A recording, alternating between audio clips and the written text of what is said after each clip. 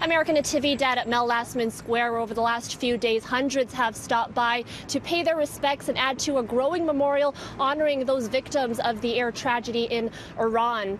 Everyone on board flight Ukrainian Airlines 752, including dozens of Canadians, were killed. Now the families are left with more questions than answers. Today I spoke to one person in Toronto who lost both his daughter and granddaughter on that flight. I don't know how I can describe losing a child. Sorry.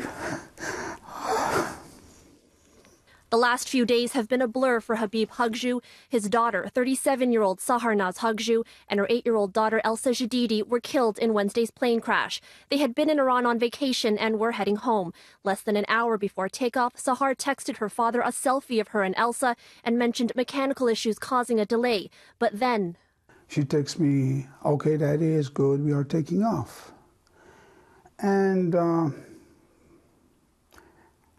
usually after that I would be relaxed, but I don't know, for some reason I started to track the flight. I couldn't track the flight. It wasn't until later that night that he turned on the television and saw news of the crash. Hugju says since then it's been difficult for him and his family to get clear information about Sahar and Elsa. What happened to my daughter and my granddaughter? That's all I want to know. That's the first thing. Second, I want them here. I don't want to see the news. I don't want to see that. I want them here, and I want a clear answer. That's all. He says his son-in-law has traveled to Iran to retrieve the bodies, but has faced challenges just getting there, including canceled and rebooked flights. Once there, he'll have to provide DNA, but doesn't know how long the process will take. This afternoon, Hugju met with local Liberal MP Salma Zahid after he reached out to her last night for answers. I agree with him that he needs to know what was the cause, and I think all of us as Canadians are grieving from coast to coast to coast. But dealing with these events is even more challenging, as Canada has no diplomatic presence on the ground where the tragedy occurred. It's much better when you have people on the ground, for example, especially on the consular side, to welcome families coming to return their loved ones to Canada. Dealing with the Iranian bureaucracy, it's much better if you have somebody on the ground.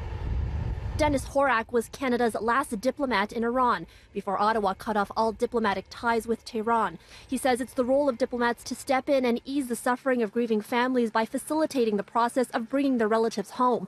Horak says Italy and other Canadian allies with a diplomatic presence in Iran are helping to provide consular support as Canada works to get its own representatives on the ground.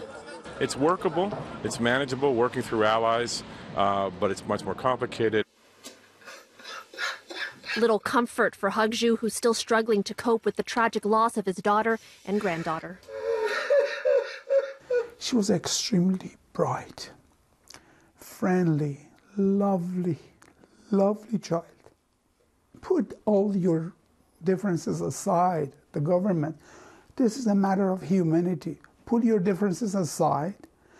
Just for sake of us, go there, get us clear answer. Now tonight, many people continue to stop by here, dropping off flowers, lighting candles, remembering those victims. We did speak to Hugju, and he says even though he can't speak to everyone, the outpouring of support from the community has meant a tremendous amount to him and his family.